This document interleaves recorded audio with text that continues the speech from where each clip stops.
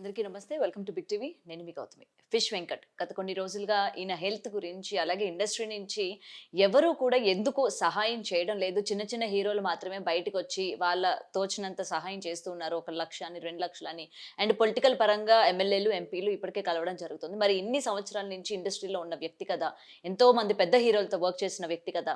మరి ఆయన గురించి ఎందుకు ఎవరు కూడా ఆలోచించట్లేదు అన్న మాటలు ఈరోజు బయట వినిపిస్తుంటే, ముఖ్యంగా వాళ్ళ కుటుంబ సభ్యులు కూడా ఇదే మాటని పైకి ఎత్తి కూడా చూపిస్తున్న పరిస్థితి కనిపిస్తుంది. సో, అసలు దీనికి గల కారణాలేంటి అన్న విషయాలు తెలుసుకుంది. వారు మనతో పాటు తమ్మారెడ్డి భరద్వాజ్ గారున్నారు. సార్ నమస్తే. నమస్తే.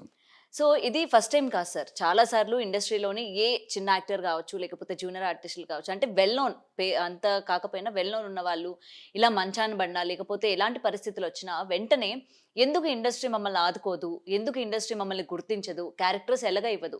ఇలాంటి పరిస్థితుల్లో గూడా మాకు ఫైనాన్షియల్‌గా ఎందుకు ఆదుకోరు? ఇంత పెద్ద పెద్ద హీరోలున్నారు కదా! మమ్మల్ని ఎందుకు కనీసం చూడను గూడా చూడరు అని చెప్పి చాలా మంది మాట్లాడుతూ ఉంటారు. సో, ఏం చెప్తారు సార్ దీని గురించి? అంటే ఎవ్వరు ఎవరి కోసం ఫ్రీగా సర్వీస్ చేయరమ్మా. హ్మ్. మనం పని చేసుకునేటప్పుడు మనం జాగ్రత్త పడాలి. రేపు నా నా భవిష్యత్తు ఏంటి? ఇవాళ నేను రూపాయి తీసుకుంటున్నాను కదా! నా భవిష్యత్తు కోసం పావలాన్న దాచుకునేటట్టు ఉండాలి మనం. నేను మొత్తం ఉన్నదంతా నేను వేస్ట్ చేసుకుని రేపు నాకు జబ్బు చేసినప్పుడు నాకు ఎవరో చేయాలంటే ఎందుకు చేస్తారు? హ్మ్. ఎవరికి ఎవరిక్కడ? ఒకప్పుడు మేము సినిమాలు మా అద్దట్లో చేసే రోజుల్లో నిజంగా ఫ్యామిలీ లాగా ఉండేవాళ్ళం. Including production boy, set assistant, production బాయ్‌తో సహా అందరూ ఒకళ్ళకొకళ్ళలాగా ఉండేవాళ్ళం. హ్మ్. ప్రొడ్యూసర్‌కి కష్టం వస్తే ప్రొడక్షన్ బాయ్ కూడా ఆదుకునే రోజులున్నాయి. నన్నే ఆదుకున్నారు చాలా సార్లు అట్లా అనుకుంటే. నేను ప్రొడ్యూసర్‌ని. ఓకే. అట్లా అది అవినాభావ సంబంధాలండి. ఇప్పుడు సంబంధాలు లేవు. ఈ కార్వాన్ రోజులొచ్చినాక అందరికీ పోయినాయి. అందరూ ఎవడు దారి ఆడిది, ఎందుకుంటారో తెలీదు, ఎంతమంది ఉంటారో తెలీదు. నెక్స్ట్ ఎవరు సెట్‌లో ఉంటారో కూడా ఎవరికీ తెలీదు. సినిమాలో ఎవరున్నారో కూడా చాలామందికి తెలీదు. హ్మ్. ఈ పరిస్థితిలో సంబంధాలు లేవు. సో, రెమ్యునరేషన్స్ పెరిగిపోయినాయి. సినిమాలు రాలేదంటే పెద్ద హీరోలేమో బయటికి రారు. చిన్నవాళ్ళకేమో డబ్బులు సరిపడా ఉండవు. ఎవరి కష్టాలు ఆళ్ళకి కష్టాలు పీతయని. ఇవాళ డబ్బులు ఇప్పుడు మీరు చెప్పిన ఆయనకే ఉంది.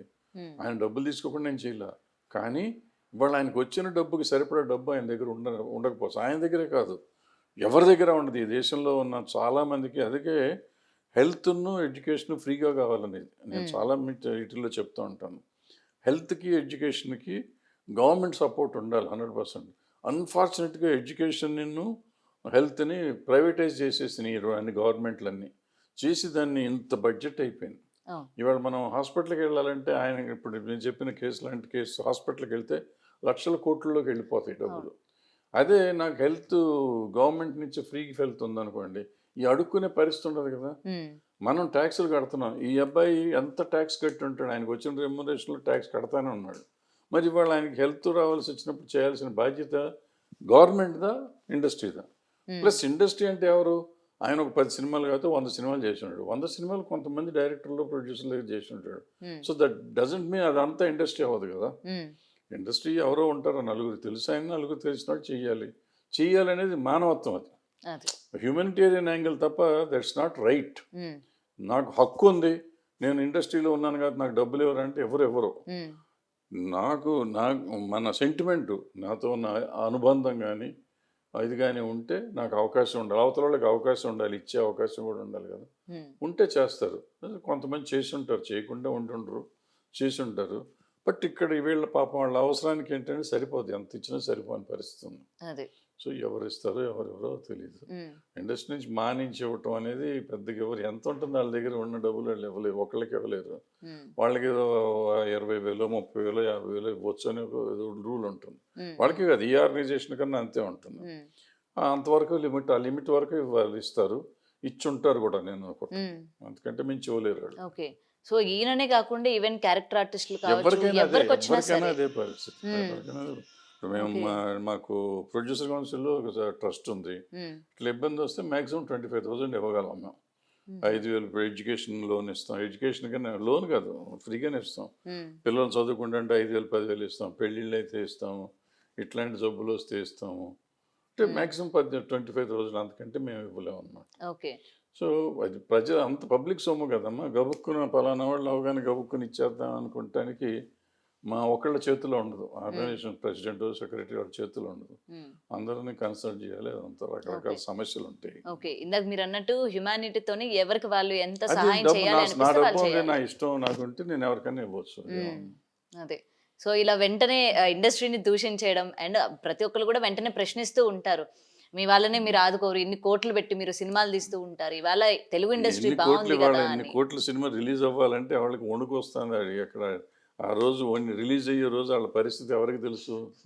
పెడతాం రైట్. పేరుకి అందరూ కోట్లు పెట్టారు, కోట్లు పెట్టారు అంటారు. హ్మ్. ఇప్పుడు మనం ఛానల్స్లో పనిచేస్తున్నాము. మన ఛానల్స్ వాళ్ళు మనకు జీతం ఇవ్వలేని పరిస్థితులు, ఎందుకంటే కోట్లు పెట్టారు కదా ఎందుకు ఇవ్వరు అంటారు. మనం హ్మ్. ఆడి కష్టాలు ఆడి, పీత కష్టాలు పీతే, సీత అంతే. కష్టాలు సీత అని ఏముంటుంది అది. ఇప్పుడు అదే. వాళ్ళు ఎంప్లాయ్మెంట్ ఇస్తున్నారు. హ్మ్. మరి మనకి ఎంప్లాయ్మెంట్ ఇచ్చి జీతం ఇస్తున్నారు కదా, వాళ్ళు ఎందుకు డబ్బులు మనకి ఇంకివ్వట్లేదు అంటే ఇవ్వలేరు. పరిస్థితి లేదు. వాళ్ళు ఎక్స్‌పెక్ట్ చేసి ఉంటారు. కోట్లు వస్తాయని చేసి ఉంటారు. సో, ఇవాళ సినిమాలు సక్సెస్ రేట్ ఎంత ఉంది? 3-4% ఉంది. హ్మ్. అంటే 97% ఫెయిల్యూర్‌లో. ఈ 97%లో మీరు ఇండస్ట్రీ అంటే ఈ 97%గా. వీళ్ళని మీరు అడిగితే ఏమిస్తారు? ఆళ్ళే అవును. అడుక్కుంటున్నారు. అండ్ దీని తర్వాత గూడా ఇప్పుడు ఆ 'గబ్బర్ సింగ్' బ్యాచ్ అని జెప్పి వీళ్ళందరూ వెళ్లి అందరితో మాట్లాడడం గావచ్చు చేస్తున్నారు. అంటే అదే ఆహ్, వాళ్ళంతా ఉన్నారండి. వాళ్ళు గ్రూప్‌గా ఉంటారు. ఆ గ్రూపు చాలా పెద్ద సినిమాల్లో పనిచేశారు. సో, ఆ పెద్ద డైరెక్టర్లు, పెద్ద హీరోలు, పెద్ద ప్రొడ్యూసర్ల దగ్గర హ్మ్. ఇవాళ హ్మ్. 10 కంపెనీలు ఉన్నాయి. వాళ్ళు ఎఫర్ట్ చేయగలరు. ఇచ్చే ఎఫర్ట్ చేయగలరు. హ్మ్. అటువంటి వాళ్ళు ఏమన్నా ఇస్తే ఇచ్చుంటారు. ఇచ్చుంటారు కూడా, నేను అనుకుంటే ఇవ్వకుండా ఉండుండరు. హ్మ్. అంటే వీళ్ళు పాపులర్ పీపులే కదా! అందరితో బావుంటారు కూడా గ్యాంగ్ అంతా. హ్మ్. సో, డెఫినిట్‌గా హెల్ప్ కొంత ఇచ్చుంటుంది. ఓకే. బట్ ఆ జబ్బుకి సరిపడా డబ్బులు కష్టం. కానీ సార్ నార్మల్‌గా ఇప్పుడు యాక్టర్స్‌కి ఈ విధంగా ఏమైనా హెల్త్ ఇష్యూస్ వస్తే ఇండస్ట్రీ నుంచి మేము పెట్టుకుంటాము అని చెప్పి హాస్పిటల్స్‌తో లేదు. డీలింగ్స్ గాని అట్లా ఏమైనా ఉంటాయా? అంటే మాకు మా ప్రొడ్యూసర్ కౌన్సిల్ ఉంది. మాకు హ్మ్. హెల్త్ ఇన్స్యూరెన్స్ ఉంది. అచ్చచ్చా! అట్లా మాలో కూడా ఏదో హెల్త్ ఇన్స్యూరెన్స్ ఉన్నట్టుంది. హ్మ్. ఆ లిమిట్ ఉంటుంది. 2,00,000 3,00,000 ఉంటుంది. దాన్ని మించి అంటే ఎవరిస్తారు? హ్మ్. మాలో లేదనుకుంటా. మాలో హెల్త్ ఇన్స్యూరెన్స్ లేదనుకుంటా. ఓకే. హెల్త్ చెకప్స్ అయి ఫ్రీగా చేసి పెడతారు తప్ప హ్మ్. ఇన్స్యూరెన్స్ హ్మ్. లేదు. ఓకే. నార్మల్‌గా ఇన్స్యూరెన్స్ మా దగ్గర ఇలాంటివి. ఉంది. కొన్ని యూనియన్‌లో ఉంది. 2, 3 యూనియన్‌లో కూడా ఉంది ఇన్స్యూరెన్స్. హ్మ్. ఓకే. సో, ఏదైనా సరే జనాలు ఈ ఒక్కటి గుర్తుపెట్టుకోవాలైతే వెంటనే ఇండస్ట్రీ మీద ఏసేయడం వాళ్ళు ఏ రావట్లేదనడం. ఇండస్ట్రీలోనే అవ్వరమ్మా. అంతే. ఎక్కడా జరగదు. అందుకనే ఎందుకంటే ఈఎస్ఐలు ఏ వరదలొచ్చినా, ఏ అయి డిజాస్టర్స్ ఎట్లాగో వచ్చినా గూడా అప్పుడు కంబైన్డ్‌గా గూడా అందరం చేస్తాం కాబట్టి, మొత్తం అదే. నేషనల్ కెలామిటీ కాబట్టి అందరం కలిసి పని చేస్తాం. హ్మ్. ఇది ఇండివిడ్యువల్‌గా వచ్చేటప్పటికి చేయటం కష్టం అవుతుంది. హ్మ్. దీనికేంటంటే నేను ఫెడరేషన్‌లో ఉన్నప్పుడు అప్పుడు చెప్పాను. ఈఎస్ఐ పెట్టుకుందాం. ఈఎస్ఐ గవర్నమెంట్ ఇస్తుంది. అవును.